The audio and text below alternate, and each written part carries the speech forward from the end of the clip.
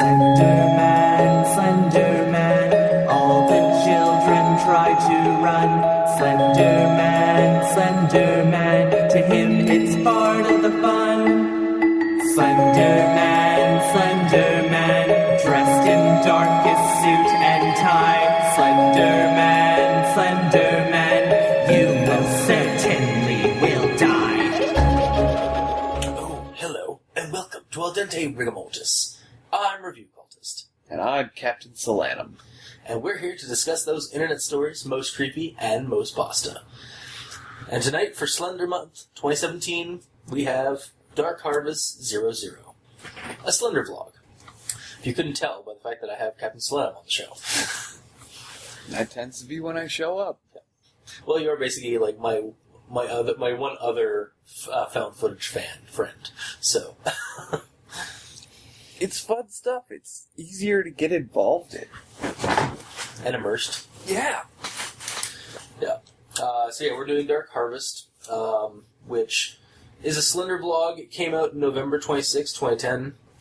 And it revolves around the lives of Chris and Alex, two Jersey boys whose lives just kind of go down the shitter after they start posting videos of like paranormal activity in Chris's house. Right. That's how it started. Yeah. Basically, yeah, it starts off like with Chris. Chris starts noticing like weird like phenomena in a room around his house. Weird phenomena? Phenomena. Dun, dun, dun. Yeah. And eventually it leads to like, oh yeah, also because we're at Captain Solanum's house, be prepared for some dogs. But yeah, so Chris starts thinking that his house is haunted, and so him and Alex, his buddy, start looking more into it, start recording themselves. Eventually, we get a glimpse of Slenderman's arm close a door in one of the rooms in Alex's house after some weird goings-on one night. And there's also a proxy series that starts kind of like, or proxy videos that start being posted on another channel that's linked to it called Kin von der Ritter, like messages to the boys. And so they start investigating that. There's also this cult that seems to be worshipping the Slender Man as it starts stalking the guys. And they lose one of their friends to Slender Man, Greg.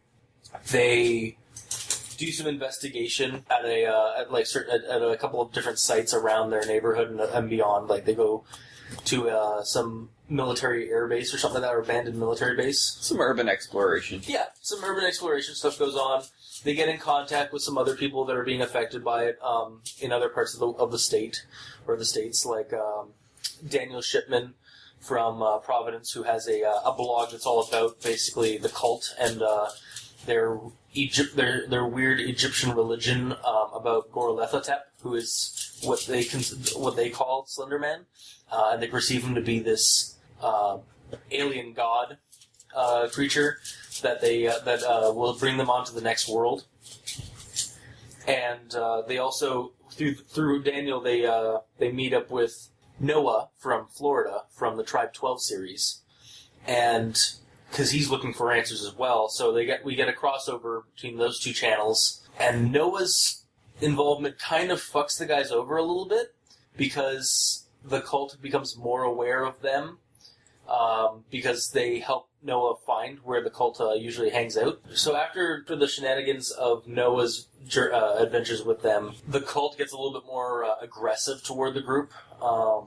And it turns out that the cult believes that they are harbingers of change or of things to come for their religion. You never really find out what the harbingers mean. Yeah, They have a title. Yeah, they have a title, and actually we find out later that that's why Greg was killed, was because he was also a harbinger, but they took him into the cult because he was also looking for answers, but he didn't get Alex or Chris involved into it. And then he found out that basically the harbinger has to be killed or sacrificed, and that's why he wanted out, and then they end up killing him anyway. Yeah, so they start, again, the cult starts fucking them up a little bit, having dealings with them.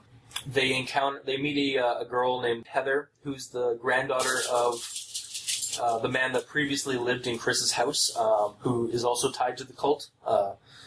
I.e. she's a member. Yeah, Mark McComber is the man. And, also, it sounds like Mark McComber is the Kin von der Ritter channel, because he's the prophet for the cult, and he's been giving them basically messages regarding the Harbingers and the Slender Man and stuff like that. But yeah, so Heather, so they try to get Heather, find information from Heather at first subtly, and then eventually she kind of gets tied into them because she's left the cult, or she's abandoned the whole thing because it's getting way too serious now. They get betrayed by a handful of their friends who all turn out to be members of the cult. Yeah. It's Jesse. Which, I would like to point out, Yep. completely negates the problems that Noah caused. Yeah, really, yeah. Because Noah, the big problem that Noah produced Is was that he told them their names and made them seem more tied to things, but then their friends already knew about it. Then yeah, so did the cult, because their friends were in the cult. exactly, yeah. But yeah, so there's a guy named Jesse that was supposed to be one of their best friends, and actually it turns out he was the one that helped kill Greg through the Slender Man, or basically pulled the Slender Man closer to Greg to end him. And Slender Man kills him in a really weird way. There's a lot of blood in that scene when they actually, because they go to meet, or try to meet Greg on the night they find him dead. One of them breaks into the house to find out, to see if he's still there. Which I found to be a very non-Slender Man way to kill people. Well, just taking his organs? Yeah. Yeah, I mean, again, Slenderman doesn't really have. He has some MMOs, but he's otherwise kind of a blank canvas for people to use. I guess, but most of the stuff that I've read, usually it's arson. Yeah. Yeah, at least in the original mythos, it was he was in pictures with buildings that burned down shortly after they were taken. But that's okay. That's what I mean, though, because Slender Man really seems to be a non-physically violent type of person. Mm-hmm. But I mean, actually, yeah. Sorry, I have a small dog trying to get my attention. In the Slender Man movie that we watched earlier this month, he kind of takes a very direct approach with killing people and eating them and stuff. It seemed, at least by the end of it. Yes, but very non-physical in our world, anyway. Yeah, he takes them to his world and eats them. Yeah. And actually, at least in Dark Harvest, we never actually see what's on the other side. I know there's other YouTube channels that are connected to the Slendervlog universe of Dark Harvest, where we do get to see the other side, or at least we do get to see another reality that the characters get trapped in. But yeah, in Dark Harvest, it's really just the Slender Man, picks some people up with his tentacles and throws them into the air, and then they fall onto cars, or they just vanish out of their clothes. Which was very well done. Yeah, it was, that was actually the Noah, I think, really, the Noah episodes and, the Daniel Shipman episodes are probably my favorite. I did really like the Daniel Shipman episodes. Yeah. I am curious what happened to him.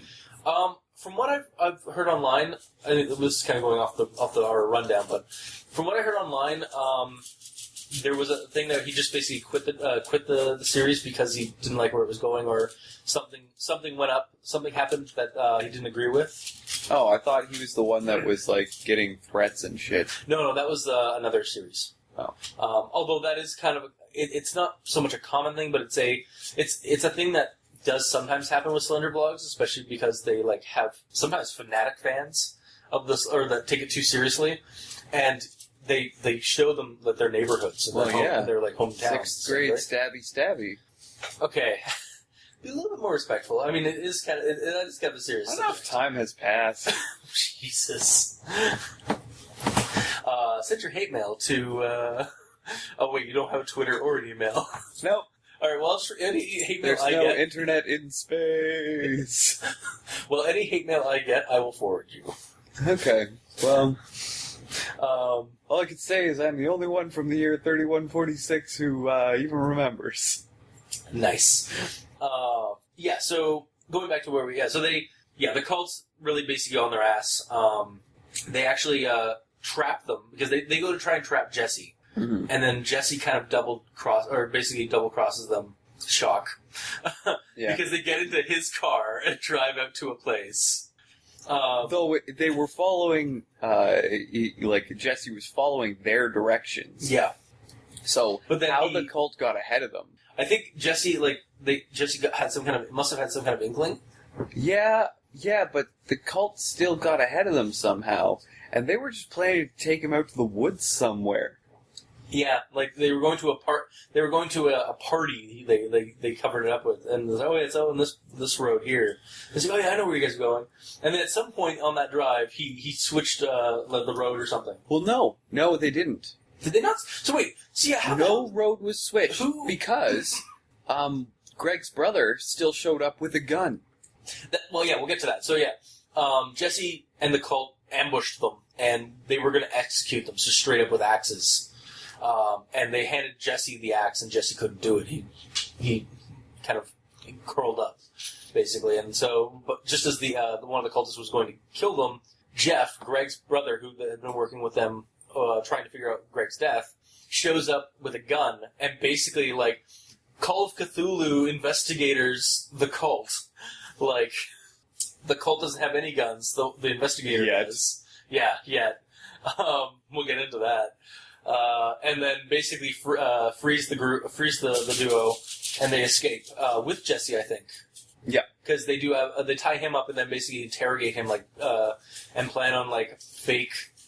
I don't know if they were actually planning on going to basically douse him in gasoline and then set him on fire, but it was or it was just a ploy. But they kind of basically they put the screws to him to try and get information from him about the cult and what they want. I can't remember. I thought Jesse just got executed. Jesse gets executed the next video because Chris gets an envelope with a tape basically that shows the execution. Okay.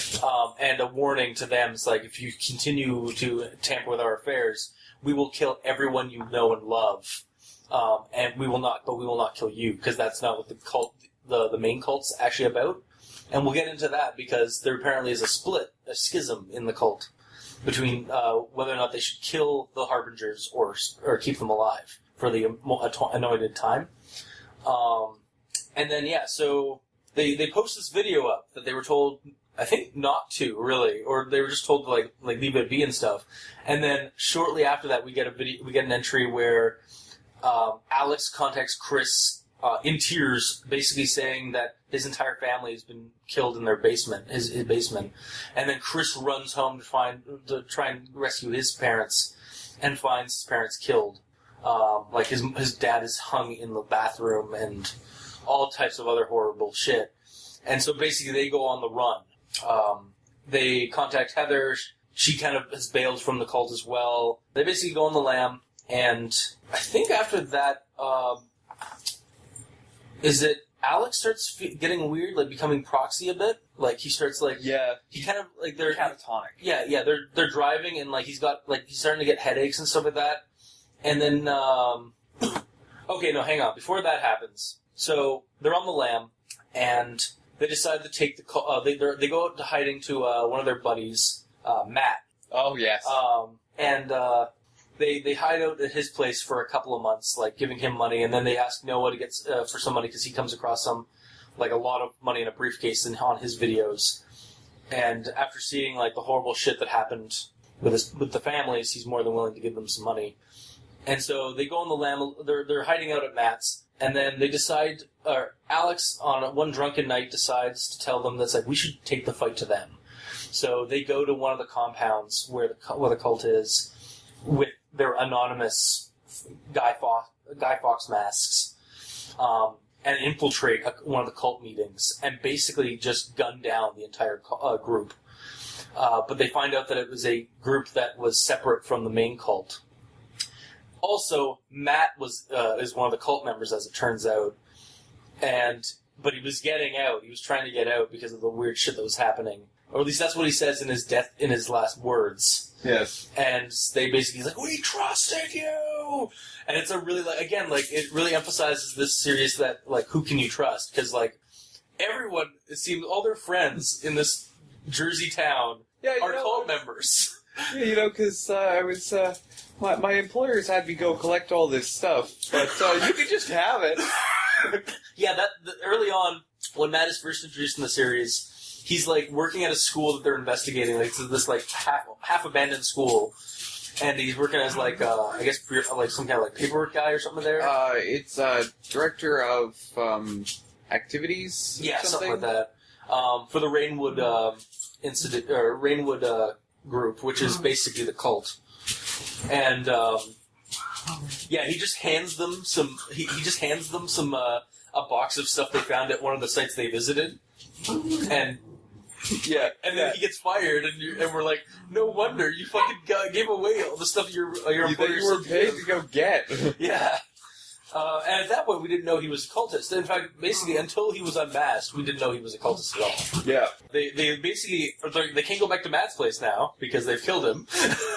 But, and Alex starts getting weird, like, feelings and, like, basically, like, feeling sick and, like, headaches and stuff. And then on a drive, basically, they lose one of the cars. And on one of the drives with the other car, Alex just goes off, like, basically just, like, walks, like, jumps out of the car and starts wandering out into the woods, and that's where Slenderman is. And then there's a brief scuffle there, and then the next thing we know, Alex is in a coma, basically. Heather's wound, fuck, we didn't even cover that. Oh, yeah. Shit, yeah, so, Heather got shot. Yeah, Heather got shot when she tried to escape, basically, the cult. Also, there was a gunfight with the cult, when they were with Daniel Shipman, before, like, they lost their families and stuff like that. Yeah. Where they're in a cemetery and the cult's just there with fucking shotguns. But that's, yeah, so that happened. And, wow, this is gonna be the most convoluted fucking rundown. But yes, long story short, after Alex goes into a coma, Heather's gun wound, starts, like, acting up again, so she goes It to the opens hospital. up and gets infected. Yeah, so she has to go to a hospital, and she goes missing, basically. Yeah, they put her into the hospital, and then they go back to see her the next day. And she's gone. And there's no record of her ever being there. Yeah. And then, so basically, Chris sells the car to a dealer, and the dealer basically gets Chris to live in basically the boiler room of the place with Alex for a couple of months while he works with the dealer, like cleaning up the car, like washing the cars and stuff. And after like 5 or 6 months, like a couple of months of like no activity on the channel, suddenly there's a video where Alex wakes up, and he thinks it's been as if like he just woke up like a couple of minutes after he fell asleep. Yeah. And then he realizes all that shit happens. And he realizes he has a beard. Yeah, they escape that whole thing, and then they basically decide that they need to figure out something to do. They try to contact Daniel Shipman, but all they can find is his buddy Charlie, who says that Daniel's gone missing, and his boyfriend, but his boyfriend has a bunch of information from his apartment, and that he will put it on a dead drop for them to pick up in Massachusetts. So they go to Massachusetts. And this footage apparently is actually posted on the channel from Heather, who's back. Oh. Yeah, if you go in the comments, Heather, the last couple of entries of the series, Heather is posting them. Oh. Like posting the update, like the video she's recovered from where the guys are. Because the guys are basically, again, back on the lam, like not even like not even near an internet connection or anything like that. So Heather's doing it. I would really like for them to explain that. They hopefully will, because I did actually try to contact them, because it's been a couple of months since the last... It's been about a year, almost, since the last entry, which is the Massachusetts footage, which is basically just them getting the dead drop, having a scuffle with a new cult member, because the cultists use a Guy Fawkes mask, like, just completely plain white, but this one had a rifle and had a white... the top half of the mask is white, and the bottom half is black. Yeah. So it's like a cult division of some kind, or some kind of, like, separate part of the cult.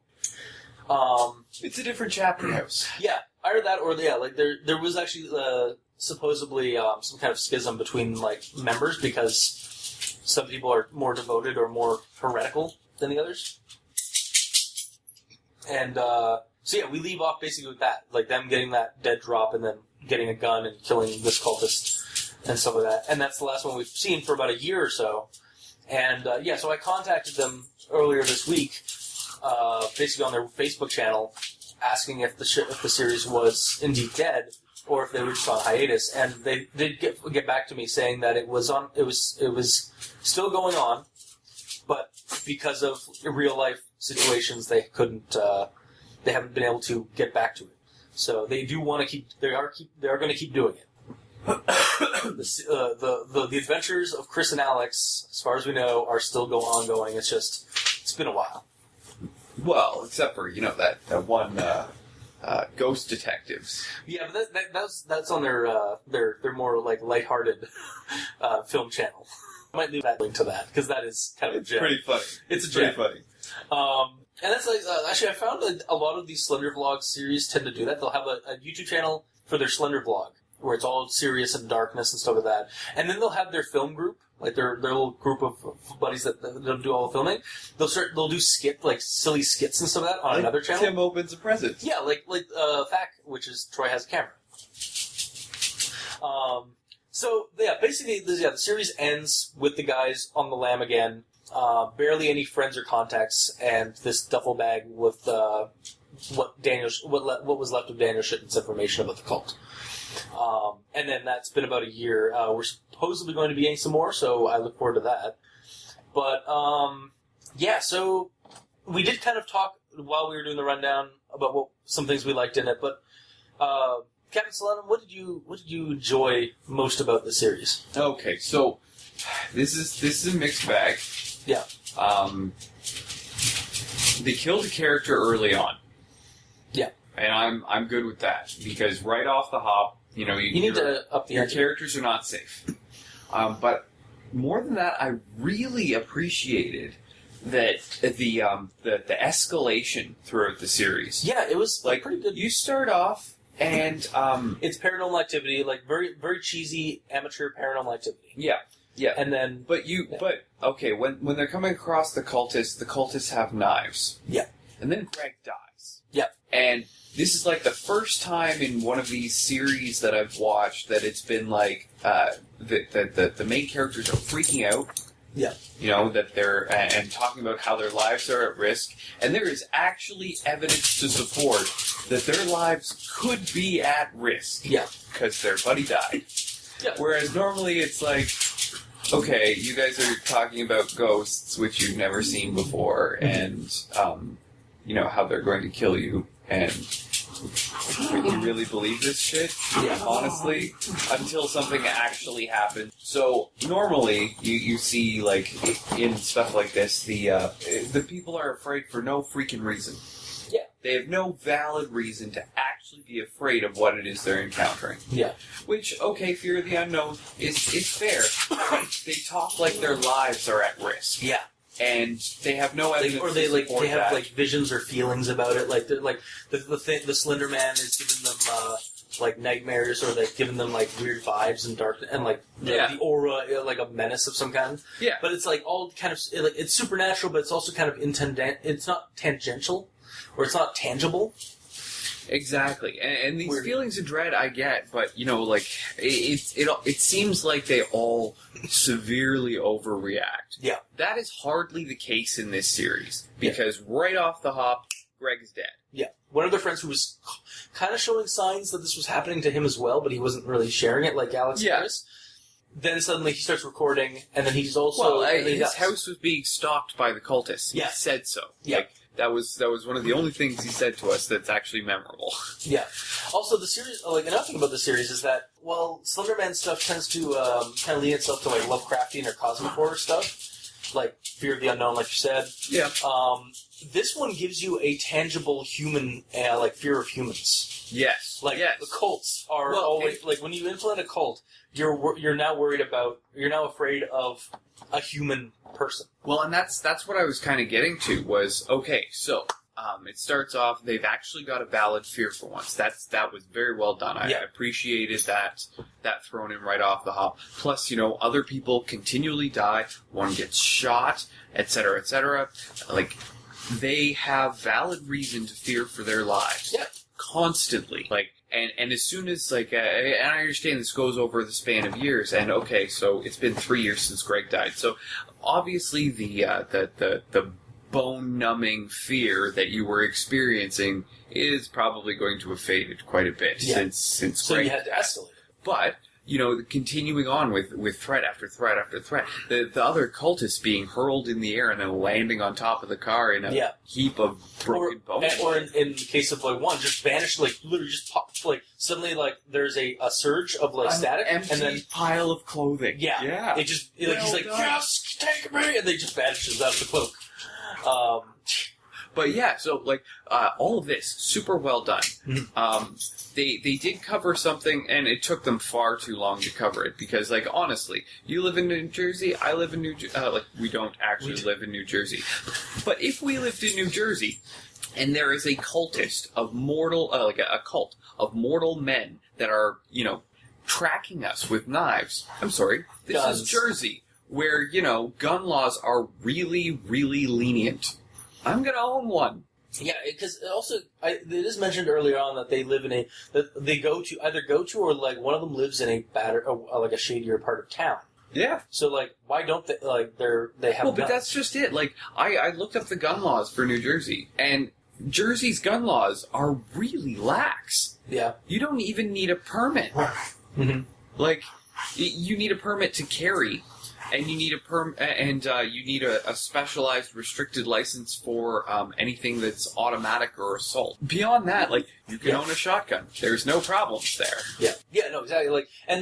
Really, the group doesn't really get a gun, or doesn't they go straight for the knives first. Which again, we out of game, out of character. They are late teens, early 20s, college students or post college, just graduating from college. Yeah. So they don't have they probably don't actually have access to a lot of guns. Yeah. Okay. But or they don't want to have access. Or they don't want to use them. Except that one the one who lived in Heather's grandfather's old house. Chris. Yeah. Okay. Chris had one in his attic the whole freaking time. Right, yeah. Yeah, when he goes upstairs, he pulls out a box, brings it downstairs, opens it up, has a gun. You've had that the whole time? And you're dealing with fucking knife-wielding maniacs? Yeah, sorry, no. As soon as I think that's, really bad shit's going on like this, I'm not gonna wait till my parents are dead before I start keeping that thing a little bit closer. Yeah, seriously. But appreciated the escalation. Yeah. Because, one random guy shows up with a gun once. Guns don't show up terribly often. Then there's the gunfight at the cemetery. Yeah. And that's the other thing I liked about the series was it kind of does play out kind of like a Call of Cthulhu game, Call of Cthulhu, tabletop game. Yeah. You got a lot, there's investigation, there's combat, and then there's there's monsters and cults. When Daniel Shipman shows up, we have an investigator, we have an information broker who helps them investigate this location. Honestly, I really liked their kind of chemistry with Daniel and trying to figure out, find out what's going on and stuff. I want to. I just want to let the listeners know.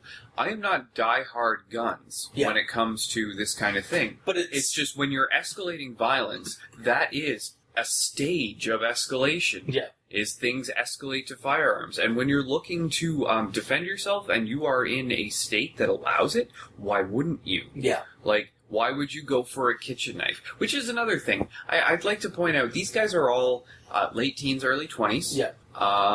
And none of them has a valid weapon collection?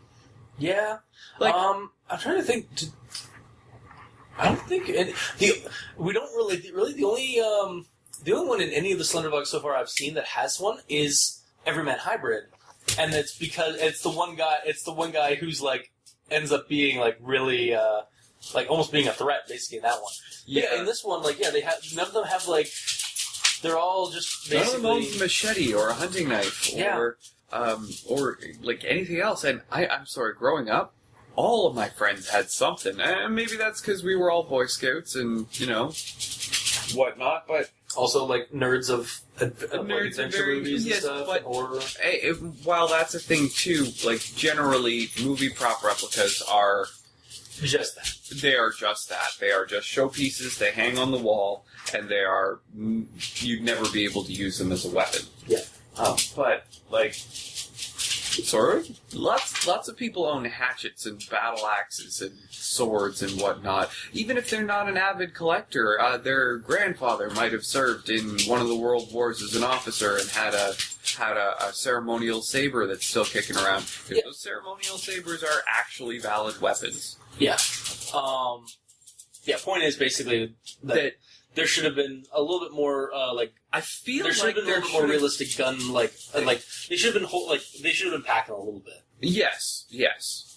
Or a little bit earlier on than just like because I mean even when They Greg waited died, too long to escalate their own protection. yeah, because before Greg died, there was no real sense of yeah, there's this cult with these guys with knives, but and then Greg dies and they still don't like pack any kind of so weapons could have been a little bit more realistically escalated. But the escalation was there. Yep. And because it was there, I'm not making a serious complaint about it. I felt it could have been done sooner. It should have been done sooner. Any reasonable person would have wanted to, arm up a little sooner. But the fact that they didn't, whatever, at least they did eventually. Yeah. There were a handful of things that I really liked about this one, like the introduction of the cult. Yeah. So the introduction of the cult to me symbolizes a threat that they can do something about. It's daunting, but they can still handle it. Exactly. They can still deal with it. And that means a lot for morale. Like, I mean, you're facing off against the Slender Man. Dear God, there's nothing you can do. Yeah, and it shows not only when he shows up in the show, they literally they're running from him in the school. Like they see him in the woods near a school, and they run to one of their houses and hide out in the basement. And when they go upstairs to check on it, he's suddenly in the house. They lock the doors. How do you fight that? But yeah, so okay, Slender Man, paranormal creature. They can't really do anything about. Yeah. But the cultists they can defend against. Yeah. They can run from. They can hide from. They can fight. They can try diplomacy. They try that on multiple occasions. They do all of those in the series. And I really appreciate that because it means that they're not just facing something completely unknowable, but they're facing something that they might be able to handle as well. Yeah. Now that said, this Slender Vlog falls prey to another thing that that I see with a lot of Found footage. just a lot of not even found footage, but a lot of vlogs these days. Period. Is that when they're introducing a new creature, nobody ever tries anything. What do you mean? Okay, so you're dealing with a supernatural creature. Yeah. Okay, so the existence of this supernatural creature throws doubt on the reality of other paranormal creatures. Yeah. Okay, and Everyman Hybrid kind of goes into that because they kind of connect to everything, and I like the way that they connect to everything. Yeah. But that's another time. But okay, by showing that Slenderman exists, you're saying that ghosts, phantoms, Beelzebub, Satan may actually exist. And okay, so listeners, that's taken from the link below. You should totally check it out. Yeah. But what I'm saying is, it's okay if all of these paranormal creatures exist, then some of our myths and legends on how to Banes and weaknesses may actually be valid. So maybe if you line your door frame with salt, they cannot pass. Yeah, because we don't know. We know that Slenderman is treated as a god creature. Yeah. But otherwise, is it just a paranormal entity? Yeah, like they should be Maybe trying as- some kind of like the salt for protection or like a salt circle. Maybe Okay. as any other paranormal entity, you can cast him out. You know, like Catholic rites of exorcism, Yeah. or the voodoo equivalent, or like The some occult ritual of like casting somebody out. yeah, like they never seem to find any rituals or I think the thing with Slenderman is that the Slenderman is a modern thing, so they're trying. Like I understand what you're going with. Hang on, I understand what you're saying.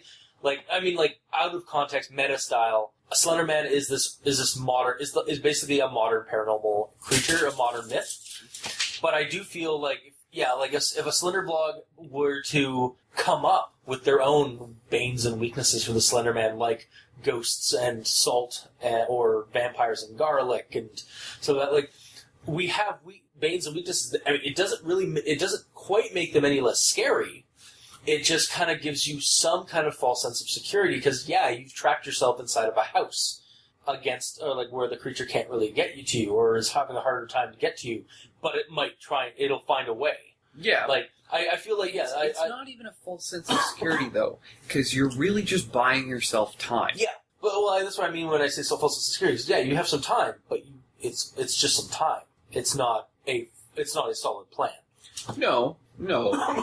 You have some chance to possibly prepare. It gives the horror character some hope. Well, yeah, but I mean, like, okay, if it's a vampire at your door, and you Get to let him in.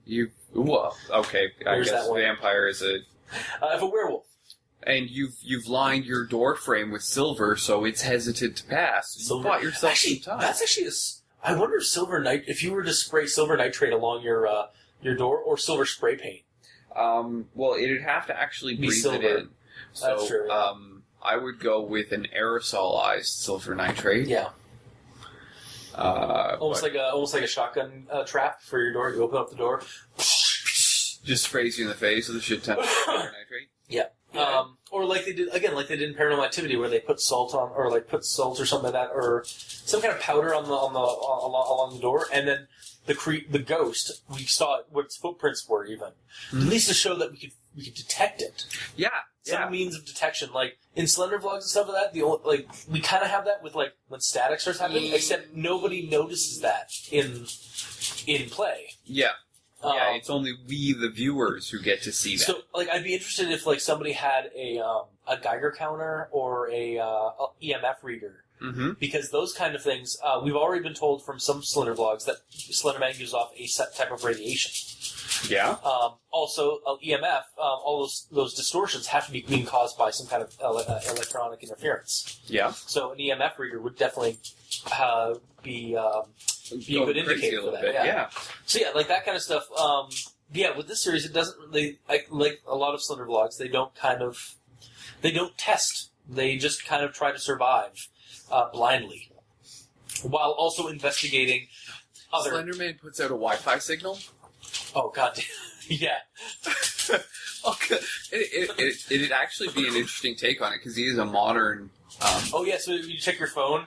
There's a Wi-Fi hotspot that's like XOXO or something like that, because this like X and O. Oh, it's just a special character with a circle with the X exactly. through it. Yeah.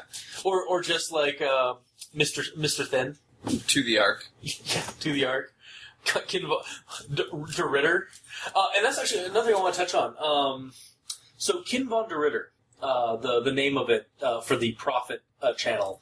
De Ritter, I think this series, if it didn't inspire the use of it for Slenderman stuff, it took the Slenderman, this aspect of the Slenderman mythos and ran with it online. And we actually touch on this next week with Matt from the Drunk and the Ugly. De Ritter is a woodblock carving from like from the Middle Ages. This German woodblock artist did a huge set of pictures called Dance Macabre, and one of them was called De Ritter, and it's a skeleton like stabbing a knight in battle. with a javelin. And a lot of people online have recently, in like last couple of years, have actually modified that picture to look more like Slenderman. And so De Ritter has kind of integrated into the Slenderman mythos by like, oh, he's been here, he's been in history since like the Middle Ages. Like, look at this German wood carving kind of thing, like that. And I think they even show, if they don't show it like on like somebody's wall in this series, it's mentioned directly with Kin von Der Ritter. Yeah. So I feel like they either inspired it or helped that aspect grow into the with the mythos with that. Yeah. But yeah, so Escalation was great. Yep. I do wish that, and that's the other thing. We're dealing with a Slender vlog that has crossovers and knowledge coming from all of these and other they even groups. like we learned that there are more that like some of the other Slender channels that we've done on the show or are going to do on the show at some point are all connected in this, like what I like to call the Slender Vlog universe or the SVU. Yeah. Also, Special Victims Unit. Oh god. It's the one that I like the least. It's too dark. Yeah. Fair enough. But none of them have found any way to detect if he's nearby. None of them have found any way to have even heard any myths or legends of how to combat said evil. Yeah, no, it's like we have Not that I feel that they should, just that they haven't tried. There's been no attempt to find a supernatural way to go about this. Yeah, or even a natural way that works against the supernatural. Yeah. Well, it's kind of like, I think I've mentioned this before, they kind of treat Slendermen like zombies now. Like the weather. It's a phenomenon that they can't battle because it's too big. Or it's too hard to... It's basically something that you have to get around or basically leave, like, kind of avoid at all possible. And in this series, they don't... That's why in this series, they seem to focus their investigation more on the cult. Because that's something they can handle. I hear what you're saying, but I was reading or watching a series. I don't remember what, but I was reading or watching a series where a group was where a couple of people were going after a Lamia. Okay, yeah. Okay, and they weren't sure which legends were true and which ones were false, so they went with overkill. They loaded bullets with pellet rounds. Yeah. Half salt, half silver, and packed it with gold flakes. Yeah. Because you know what? Don't know which ones work, but one of them might. Yeah. And then after that, if there's something to fight or something again to like basically test it on, just fire one round of that. That didn't work. Fire that round. That didn't work. Oh no! Sorry, these were they were specialized pistols. They had all three. They had all three of them. Yeah. Okay. So they basically, it was like doesn't matter what. Yeah. What Every time you pull the trigger, they're getting pelted with all of that. Okay. So one of these things hopefully has to work. Yeah, and I mean, like, I'm not saying that our characters in these shows have to go that route. I'm just saying that why are they not trying anything? Yeah. That's definitely something that I feel like, I know that Slenderman's supposed to be more of a god thing, but, like, you can take down gods. Or you can try, like find some way of, like, taking down a god. Or at least seeing if there is some way, and if there isn't, well, fuck, you're screwed. Well, yeah, because what we see, and there's never even see them researching it. Yeah, like again, yeah, the most they research is the cult, or like where, like they kind of research what this thing is, but they don't research any kind of way of like how to stop it. It's just they just accept the fact that it can't be stopped. Because I know that this is going to make you cringe a little bit, but I would be really interested in seeing a Slender vlog where a character legitimately tries to become a wizard. I actually didn't. No, we wouldn't cringe at that. That would actually be interesting. It's like an occult, or like a mythos, like a Slenderman mythos, or a modern Slenderman mythos wizard. Yeah, that would be like where they basically it's kind of like the reverse thing of the cult. Like person like gets in contact with like is being stalked by Slenderman. It's like, well, if that thing's real, fuck it. I'm sure some kind of occult magic is probably real, and maybe that's the best way to stop it. Right. Yeah, I would be down for a Slender vlog like that. But we should put an earmark in that one for yeah, later. Exactly, yeah. Some of the acting was a little over the top. Yeah, well, again, they are kind of. It is that. It's amateur work. I understand. It's. I think this is also one of their first major projects. Yeah, so. and like that's. I'm not being too harsh or critical on it. Like some of the acting was over the top. Yeah. But for what it was very good. There were some things that were left very unexplained that I would have liked a little more on. Yeah. Like Daniel Shipman's last entry, and I know it's not their channel. Yeah. But I would have liked some sort of explanation. Oh yeah, because the last thing we see of Daniel is he's walking into the woods talking about his No, connection. he's going up. He's going up the tower. He also walked to the woods to get to that tower. But yeah, he's talking about his theories on why he hasn't he's been doing this for a while. And he has not been caught or taken down or anything by that.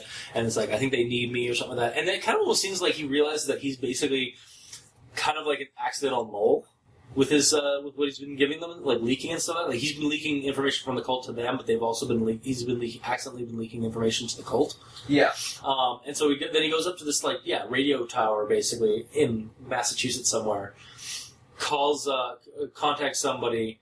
And basically just waits there, and that's where where his videos end. And again, we never really see Daniel after that. And I think, again, out of character, I think it's because either he didn't want to be in doing this anymore, or something happened. I don't know. That's just what I've heard online.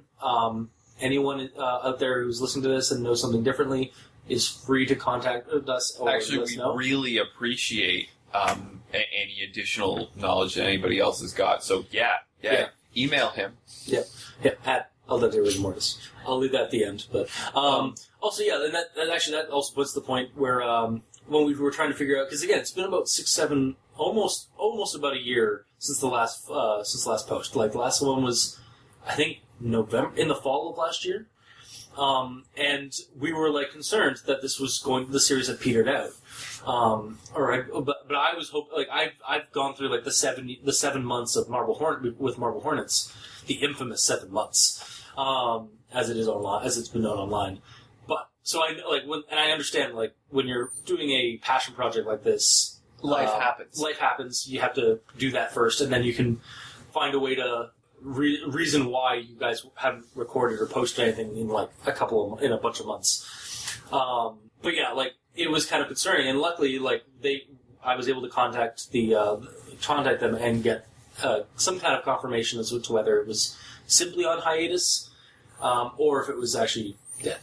But yeah, and okay, so another good. I really liked the whole to Ritter post thing. You've always liked the the arc, the haunted it stuff. felt very to the arc to me. Yeah, but that's not a bad thing. Well, they did their own thing of it. It's not. Yeah. It's a little bit more. With the to the arc, the messages were a lot more cryptic than. Whereas this one, there was a character talking. Yes, but the creepy cryptic videos being sent to the heroes, as it were. I really appreciate that. It's exposition and providing knowledge to the characters, while at the same time adding to the air of suspense, because it's they're being watched constantly. I appreciate that. Yeah. Another bad, though, is, another kind of on the fence, the whole Heather thing. Yeah. So, I appreciated Heather as a character. I thought she was an excellent character. I liked that whole interaction. She got shot, ultra badass. Yeah. Couple of problems with her as a character in the program. One, she never bothered to check out their blog. Yeah, so she never really knew that they were stealing shit from her house. Yeah, because that was all posted online. Again, not to compare this to another series, but in Marble Hornets, Tim watched all of Jay's videos, and that's why we get the confrontations. You fucking posted my shit on the and then we have that duke out basically where they just go. There's some tension there, but yeah, in this one, she kind of she's just very oblivious to what they do. She knows that they were doing video, but she bought that they were doing it for a school project and not just posting it online. And yeah, so she never bothered to check out their channel and saw that, you know, they stole. And she from was her. kind of a member of the cult at that point still. Yeah. So like why? But I mean reluctantly because she was never really like she was born into it basically. Yes, but the cult knows that they were posting stuff online. So and you think they would have gone after her or like notified her or like it's like what are you doing? Like The other problem that I had was okay, so when her bullet wound got torn back open and got infected, she just suddenly disappeared from the show. And I understand that sometimes shit happens. Yeah. But it really felt to me like as soon as that one came up where they took her to the hospital and then suddenly and then the footage was all like basically all of that footage was old footage. Yeah, like all the footage like of her like after like when they were showing it and then they go to the hospital. Yeah, it was all old footage of her just hanging out around the house and then the footage of them driving to the hospital showed nobody in the camera. It was just somebody in a car with the camera up, driving to the hospital, and then there was no shots of anybody in the hospital or anything. Like it was very. It basically felt like she was already gone. Yeah. While they were recording. While they were recording this, and it really felt to me like it kind of took me out of it because I thought basically from the get-go. Okay, so she was dating one of the people that's making this series, and they had a bad breakup, and now she is no longer in it. So they've just written her out. Yeah, but then now she's the one posting them. I need to know what's going on. Like there needs to be a little more. In order for me to believe it, I need some explanation as to where she's been. Yeah. Yeah, like if she is indeed back, like there would be that character is indeed back. There would need to be some kind of like, some kind of like mention of like where she's been for the last couple of months. Or even if you're going to write a character out, don't do it that way. Yeah, like have them come in and put her on her sickbed so that she fucking dies from blood poisoning, or something. Just have her actually finished out. And I kind of get why they did it the way that they did if they were looking at bringing her back. Like, maybe she just went to college. Yeah. And so she wasn't going to be she wasn't available for a couple of months, yeah. You know, like, you could have written in that that she just went on the run. Yeah, she went. We decided to scatter, basically. Yeah, she took the other car and ran. Because, like, something happened to one of the cars. Well, why not just write in that the car didn't actually have problems, but you woke up the next day and the other car was gone, and so was she. Yeah. Like, she took off. It leaves it more open that she could come back in the future. Mm-hmm. And like, you see what I mean, though? Of course, yeah. Like, it's not that they did it wrong, it's just I think they could have done it better. Yeah. Also, that's the same thing that kind of happened with Daniel. Because I hear what you're saying about Daniel, but Daniel is his own program. That's true, and also, so we can't hold them accountable for Daniel because they didn't write Daniel's. Yeah, Daniel kind of came in on this, as far as I can tell. Yeah. So, like, if you just basically stop. And then, actually, I think the way they did Daniel. Actually, I'm completely reverse what I just said. What they did with Daniel was kind of smart. They got a hold of his buddy and said that Daniel has disappeared because after posting that last video, because he was just saying that he thinks he's untouchable and stuff like that, and then suddenly he vanishes. And so we got that. So but he's still able to give them some information, like basically before he vanished or he goes away.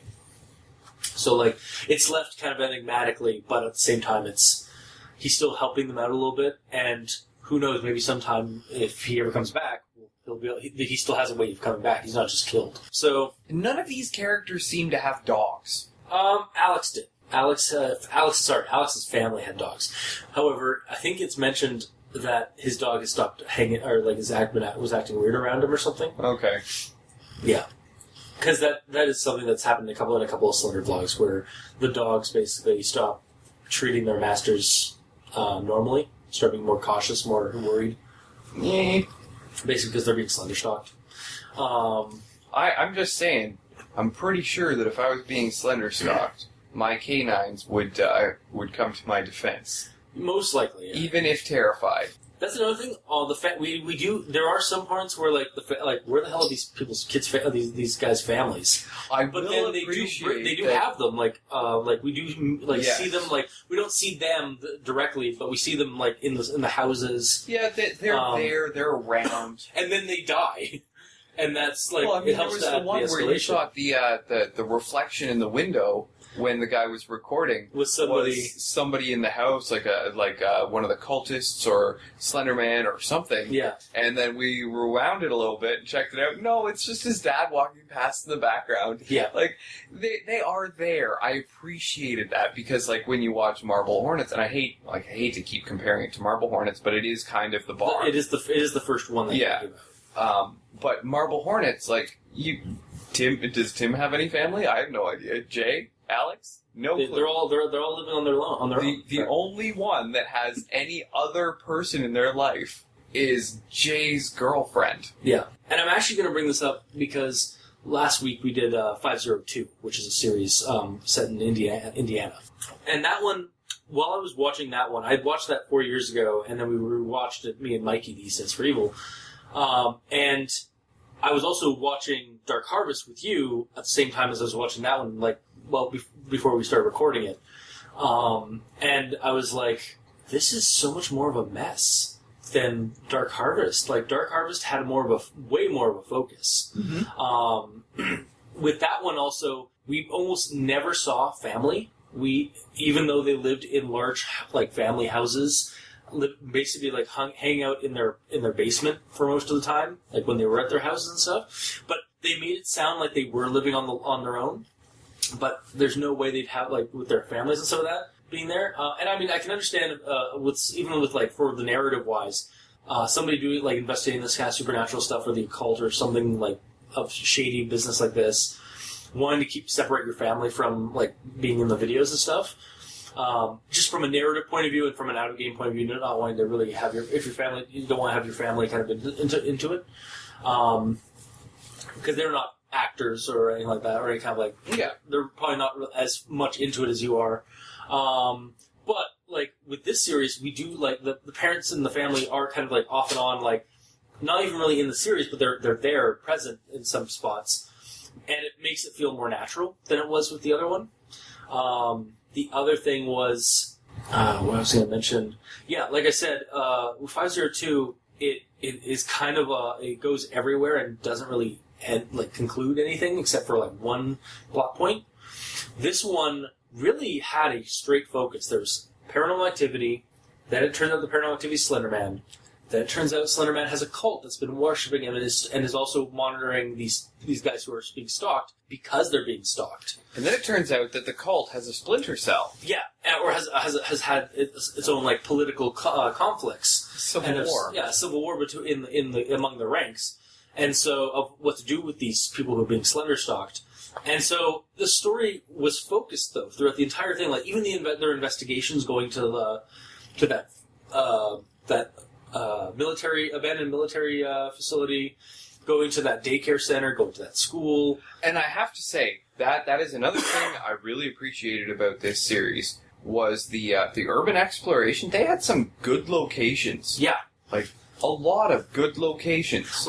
Again, I don't want to totally, compare it to Marble Hornets, but Marble Hornets had a lot of cool, buildings that they explored, and so this one had just as many good ones. Yeah. And again, we had a focus. The cult is the concern. Slenderman is the big threat, but the concern for the characters really is the cult that can actually, fuck their lives over. Yeah. And does multiple times. And kills their families. Yeah, kills their families. Turns out most of their friends are cultists, except for Greg's brother, Jeff. Yeah. Who I thought for sure was going to turn out to be one, because they even mentioned early on in the series that he's he's one of those hacker types that goes on the dark web and stuff like that, or the deeper part of the internet and stuff. It's kind of silly. I hate when anybody ever even mentions the dark web, or the dark web, or the deep web, those kind of things. I thought for sure he was positive, but then he ends up being kind of a bro for them and saving them from the cult after Jesse betrays them. Yeah. And then like the investigations are all kind of tight. Like the narrative of their investigations, like with Daniel, they go and urban explore that thing in the daycare. Then they go to a library and that's mentioned. I think either in a Ken von der Ritter video or what they find in at the daycare, and they figure out a code that like by going through all the different books and stuff. That was a really neat. I actually series. really appreciated that. I do find that for some of the stuff that they find, they do jump to conclusions a bit. Yeah, like some of it's a little amateurish because they're like they've written it down so they know what it is, but so it makes sense to them, but they don't realize that the character needs to build up a little bit to remember to think of that stuff. But otherwise, like I really enjoyed the investigation of like into those kind of things. I enjoyed for the most part basically the entire ride of this one, and it was it was easy to understand the story that was going on. Where some series tend to basically like go in a weird loop and loop-de-loops and go to different angles. Time frames go all over the place, and like that's actually a problem that I did have with Marble Hornets from time to time, was that because they kept finding old tapes, so they kept going back. They'd have to keep going back, but it would kind of. It made the timeline more confusing because it was hard to figure out what went where. Yeah, you're trying to piece things together. This was very straightforward. It's very straightforward. Yeah, they very seldom go. The only time they go back is Greg's videos. And that's the only time we ever. It's only 3 videos, and it's just basically showing the last days of Greg. Yeah, which is fine because it gives us an explanation as to who backstabbed Greg, or who killed Greg. Did we not go back a little bit when we finally got Noah's videos? Not a little. Yeah, a little bit. We had basically it was like because Noah and Tribe 12's his series Tribe 12 basically showed his side of the story. Yeah. With his videos. So actually that one was fairly, again, that one was still moving forward for the most part. I think the only other time is that basically like in the later ones, like the Massachusetts videos, so that those ones took place like 5 months prior to the event to being posted. And even like the death of the family and stuff. We do see like some footage. We do get some footage while they're like basically on the lam hiding in Matt's place when they contact Noah, and they basically the reason why they posted the family deaths photos or videos was to prove to Noah that they were in the shit and they needed money. That was, I think, there was only like 2 or 3 times in the series where we actually get like a prologue or like a what I don't understand. Okay, so don't get me wrong, I appreciate it for the sense of like it lets us the viewers into the loop. But okay, if you're Noah, and you're demanding of me that proof that I'm really in the shit.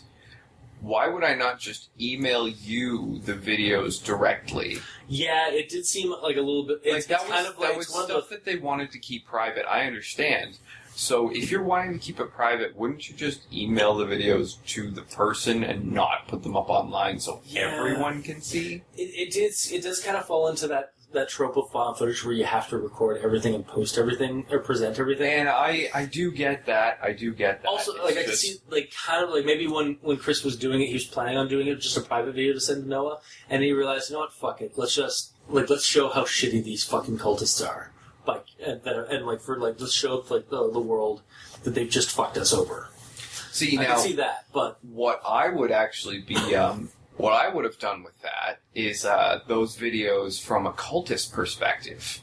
Okay, so the cultists actually recording murdering the family. Oh fuck!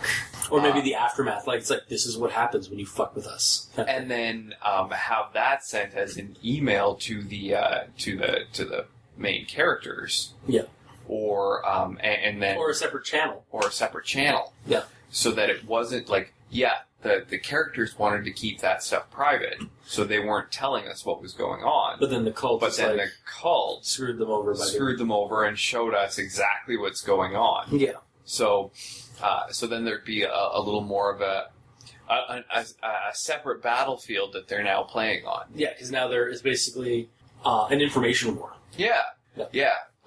but it would allow the players to maintain their own sense of privacy because they didn't post those videos. Yeah. And they would actually have the right to feel outraged that these videos were put on the internet. Yeah, and I mean, like, they do have some definitely, like, probable, or some definite cause to want to, like, just directly attack the cult. Mm-hmm. Like, we get that sequence there. But this would definitely, like, escalate that a little bit more. And, I mean, that's my idea, that's my perspective. Well, it's a suggestion, it's an opinion. Yeah. And I don't feel that the way they did it was wrong, but again, it was one of those areas that I felt could have been done better, but I'm not really complaining about the way that they did it. Yeah, it's a critique. Yeah. Yeah, I'm trying to think of what else I want to say about this series. The Slenderman stuff was done really well. Like, the gunshots. Yeah. Okay, when I heard the gunshots over the TV, that sounded right. Like, you hear gunshots in TV shows, and I know that. Like, I've been to a gun range. I know how loud they are and what they sound like. Yeah. Okay. You hear gunshots on TVs, and they're very fake. Like, also, like, silencers do not cause, like, no, it's louder than that. It's louder than the muffle. It sounds very similar to if you were to take a large hardcover book and drop it on the floor. Yeah. Like, it muffles it, but it doesn't, like... It makes it quieter, but you're just not getting that sonic boom. Yeah. But yeah, I agree. Like, the sound work for the gunshots, either they were shooting blanks, is my guess, or they... Actually, honestly, I doubt that. Because if they were shooting blanks, then they were using real guns that were firing blanks. Yeah. And I don't really think that would be the case. Probably, yeah. Unless you're a major film company, yeah, that's true. And getting blanks themselves is actually, I don't know how it is in the States, but here is not so easy. Yeah, like you actually have to have a firearm permit to even just purchase. Okay, yeah. With that, again, it's a lot. Like you mentioned earlier, it is a lot more lax system down in Jersey, at least. But I don't know how blanks would play out, and even then, you'd still be dealing with the neighbors calling the police for noise complaints and hearing gunshots. So, like... Yeah, so there's either added in prior. I suppose it could have been firecrackers, but again, you're looking at the same noise complaints. Yeah. And people possibly calling the police for gunshots.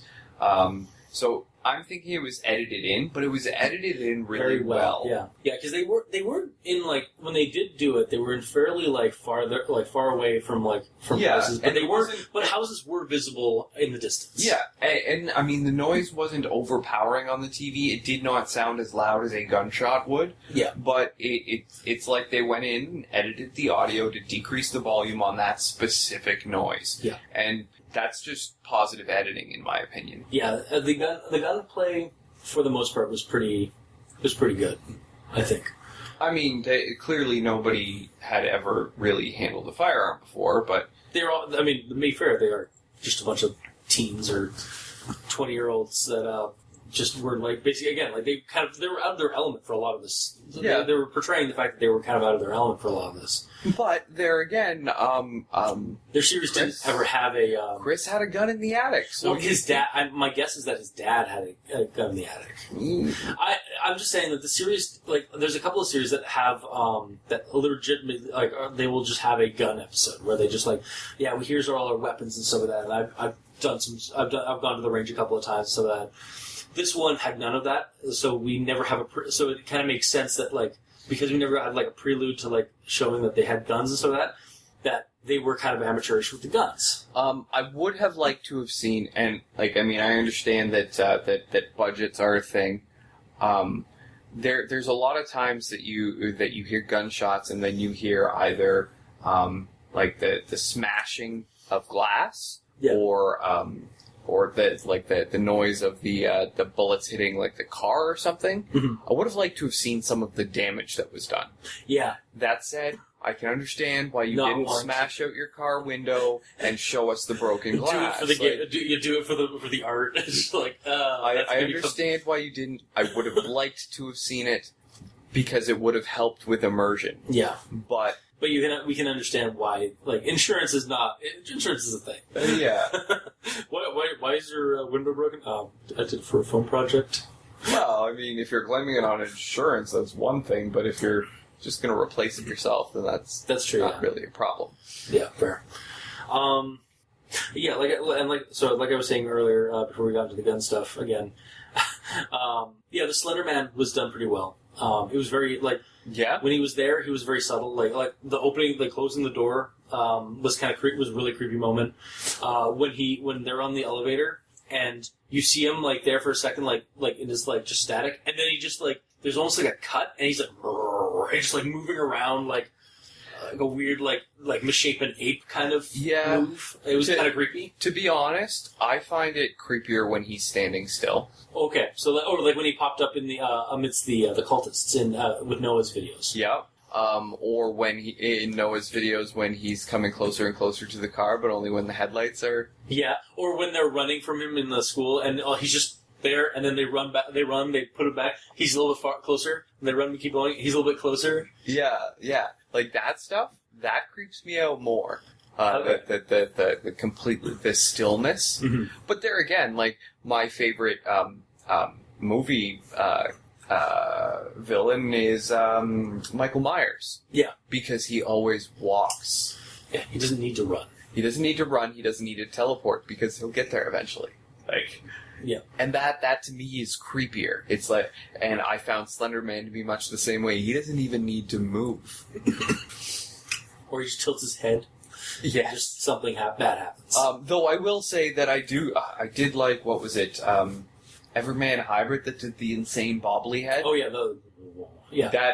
That was creepy as fuck. Yeah. That was great. I'm actually I like the when he's stationary, oh shit, he's just there. But Yeah. I did appreciate in this one The cut with the wobble. because it's just kind of it's misshapen, and there's a sense of wrongness about it.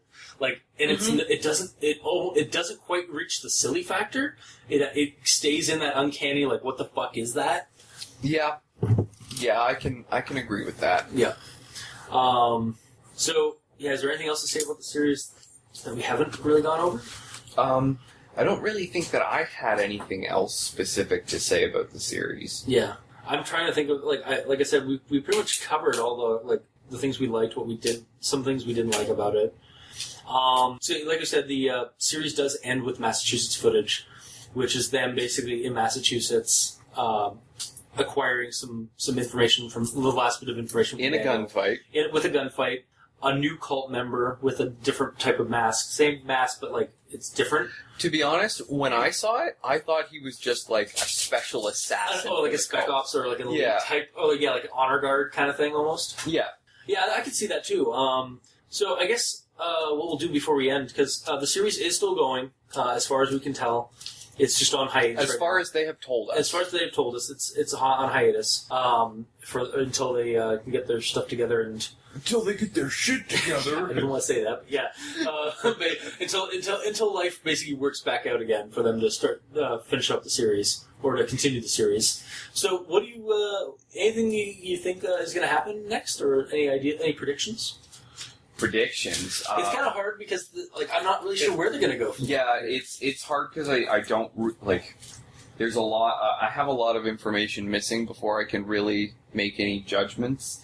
We're kind of out of characters to betray them unless it's one of the core characters. Which, I mean, Heather's kind of proven herself time and again. Yeah. Jeff, maybe. But that's No, I don't think so. I think Jeff is too pure for that. Jeff is too pissed that they killed his brother. Yeah, that's true, yeah. So, I mean, even if he was a cult member... It would make no sense. He's done with that now. I was actually surprised he didn't pull the trigger when he was the only one with a gun. Yeah, Charlie and Daniel. I don't think Daniel's. If he ever comes back, I don't think he'll come back as a cultist. If he does, he's not of his own volition. But he might come back as a proxy. Yeah, that's true. Charlie seemed very sincere about it, about the whole thing. He could come back as a masky or hoodie proxy. Yeah, although I don't know if the series they want to pull that because they definitely had inspiration initially with Marble Hornets, but then they went their own route. I hear what you're saying, but a lot of what Marble Hornets did is considered to be canon. Except it's not really canon with any of the others. It's not actually part of the shared universe. They've actually, specifically the crew of the Marble Hornets guys have made it clear that they don't. Not that they don't want to. It's just that they had their own ideas for a Slendervlog, and they didn't want to do any kind of crossovers or shared universe things. It's obviously a thing because like so many other series like have borrowed ideas from it, but yeah, I don't think that it's. I don't entirely think that that's going to be a thing. I do know that this one does I don't share... think that it's going to be a thing. Yeah. I don't. But that doesn't prevent me from hoping that it might. That's true. I know there are definitely some direct links between this series and Whispered Faith, which we haven't done yet, or I haven't even shown you yet. I've never even heard of it. Again, basically it's... Though I only hear about these things through you. So. Yeah. Basically, it's a series that is very much like this one, where there are two friends. One in particular starts hearing things in his house, but instead of the Slender Man, it is the Rake. Okay. And so we get the Rake, we get to some expansion on what the Rake is and stuff like that. And it also ties into Dark Harvest and Everyman Hybrid, which is another one we should do on the show at some point. Yeah, because I have watched that one. Well, we've watched most of it. I think we still need to finish it. Or we probably have to rewatch the whole thing. Yeah, it's been a couple of years, but and I don't think we actually watched to get caught up originally. But yeah, for Dark Harvest, I don't know what the future entails, but I'm really excited. I am excited for what happens next.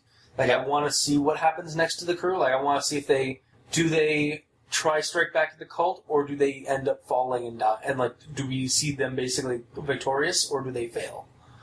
Like, yeah, because they could fail. Yeah, the cult is a manageable thing, and they've definitely dealt it several blows, but it's a daunting force as well. They don't even know how many members there are. It's also they're only dealing with the Jersey chapter. Yeah, we've discovered through this series and through Tribe 12 that there are multiple chapters of this cult.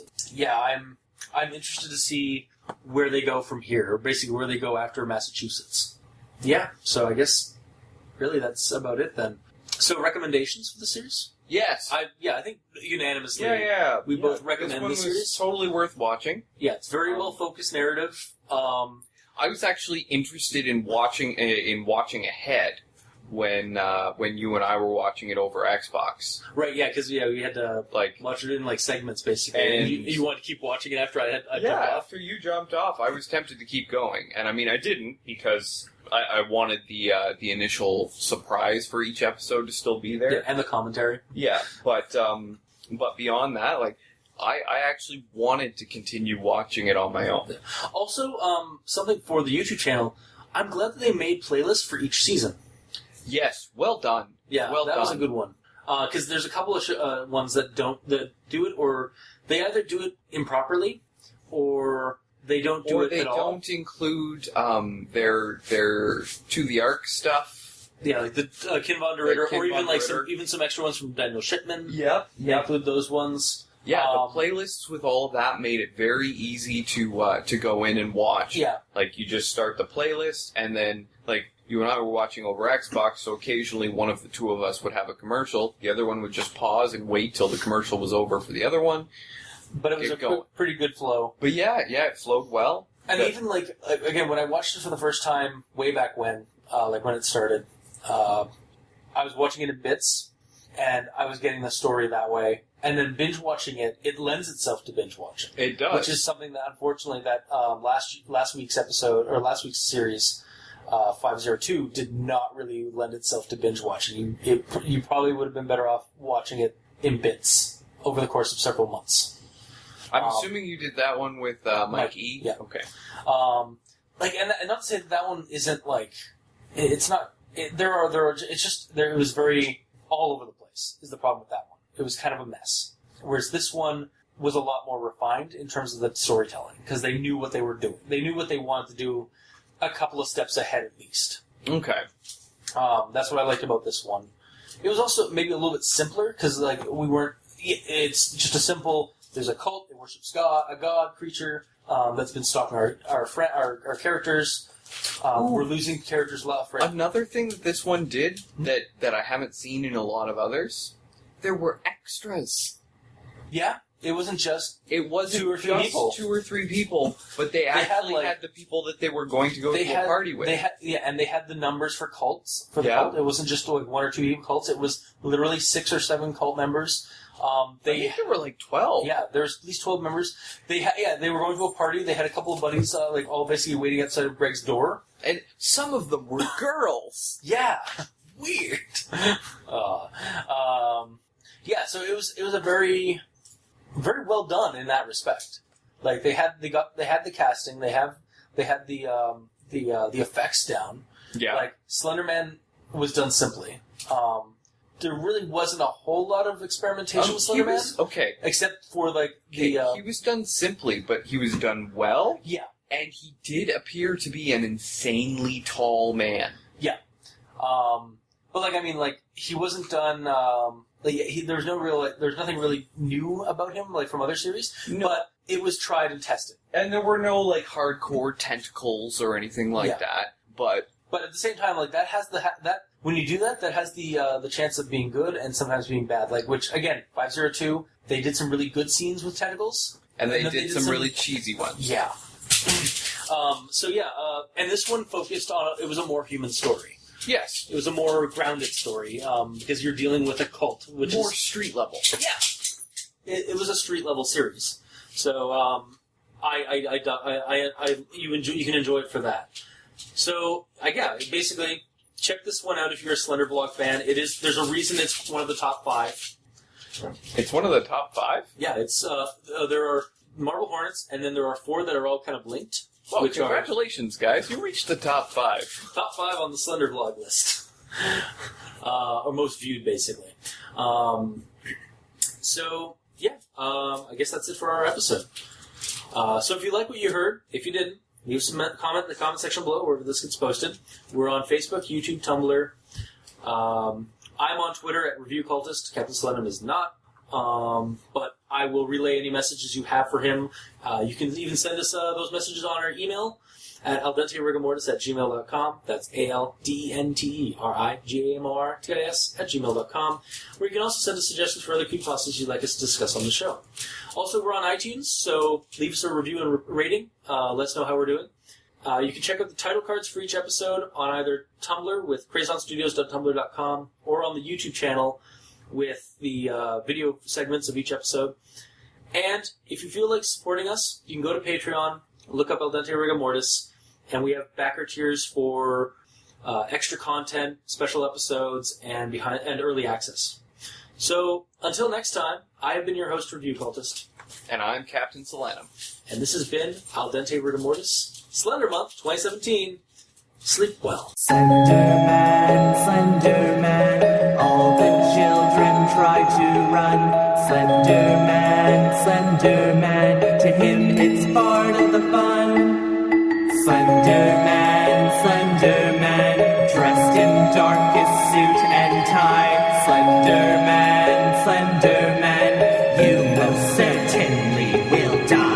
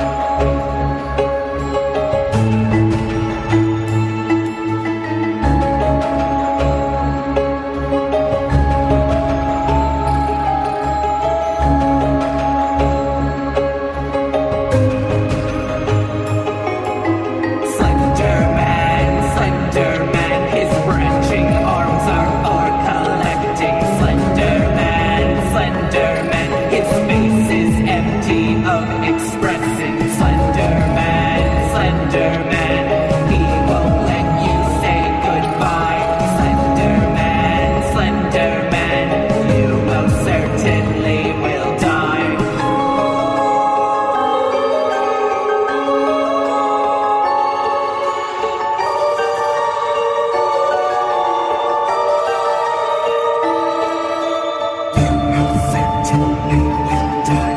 You most certainly